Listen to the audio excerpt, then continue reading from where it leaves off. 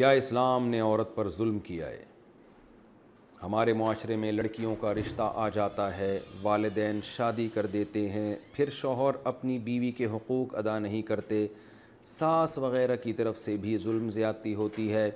ہمارے اسلام میں ظلم کے خلاف احتجاج کرنا ہے، لیکن ہمارے گھر والے پریشر کرتے ہیں کہ گھر بسا لو، وہ ذمہ داری اٹھانے کے لیے تیار نہیں ہوتے۔ پھر خودکشی بھی ہمارے اسلام میں حرام ہے، تو پھر لڑکی کیا کرے؟ اس مسئلے کا حل کیا ہوگا؟ بالکل صحیح کہا، ان خاتون نے نام نہیں لکھا، بالکل صحیح بات کی ہے۔ بعض دفعہ لڑکی رخصت ہو کے جب جاتی ہے تو سسرال میں واقعی ظلم ہوتا ہے، سب جگہ نہیں ہوتا لیکن بعض جگہ ہوتا ہے۔ پھر جب وہ لڑکیاں آ کے سسرال کے ظلم اور شوہر کے ظلم کی اپنے والدین سے شکایت کرتے ہیں تو والدین بس ان کا منہ بند کرا دیتے ہیں اور کہتے ہیں جو ہے جیسے ہے گزارا کرو۔ یہ بہت بے مروتی کی بات ہے۔ ایسے والدین کا خیال ہوتا ہے کہ ہم نے جب لڑکی کو گھر میں سے رخصت کیا نا، گویا ایک ٹینشن تھی جو ہم نے اپنے سر سے اتاری ہے اور اب ہم اس ٹینشن کو دوبارہ نہیں پال سکتے۔ تو بیٹی اللہ کی رحمت ہے، وہ ٹینشن اور عذاب نہیں ہے، اور اولاد سے تعلق ساری زندگی کا ہوتا ہے۔ اگر آپ نے اس کو رخصت کر دیا تو اس نیت سے نہیں کہ ایک بوجھ ہم نے سر سے اٹھا رہا ہے، دفع کرو اس کو یہاں سے، چلی گئی، تو اس نیت سے آپ اس کو رخصت نہ کریں۔ وہ ابھی بھی آپ کی بچی ہے، اگر وہ واقعی ظلم ہو رہا ہے وہ بتاتی ہے تو اسے سنیں بیٹھ کے۔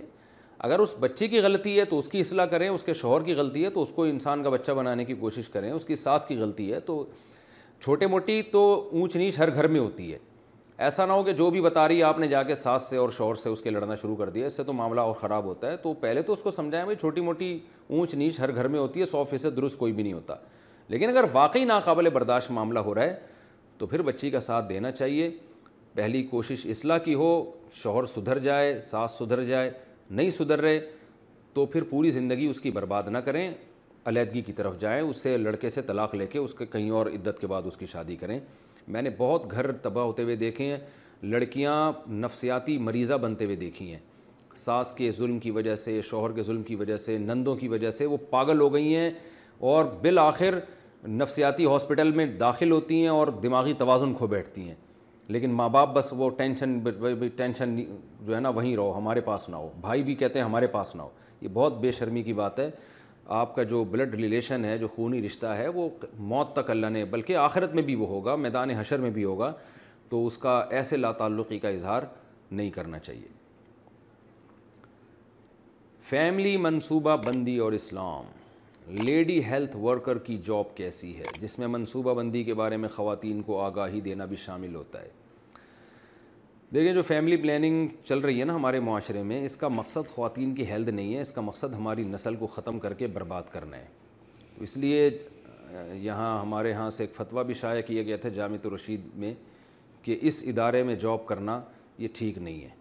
البتہ ایسا اگر آپ کے ذمہ کام لگائے جس کا براہ راست نسل روکنا یا اس کی ترغیب دینے سے تعلق نہیں ہے، واقعی کوئی خاتون بیمار ہو گئی ہیں، ان کو حمل ضائع کرانے کی ضرورت ہے، وہ نہیں کیا تو وہ خاتون کی موت واقع ہو سکتی ہے، تو ایسے کاموں میں تعاون یہ جائز ہے، کیونکہ جو جائز کام ہے اس میں جاب بھی جائز ہے۔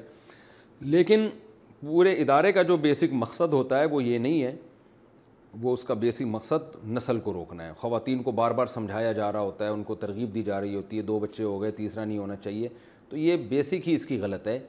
تو اس لیے اس ادارے میں خواتین کو جاب نہیں کرنی چاہیے۔ انسانیت کی خدمت کریں آپ۔ ہاں، کوئی لیڈی ڈاکٹر اگر کسی بچے کا جو 4 مہینے سے پہلے حمل گرائے یا اس کے بارے میں معلومات لے اور اس کی نیت یہ ہو کہ واقعی کسی عورت کو ضرورت ہوگی تو پھر میں یہ کام کروں گی، تو پھر یہ جائز ہے، اس میں کوئی گناہ نہیں ہے، عورت کی جان بچانے کے لیے۔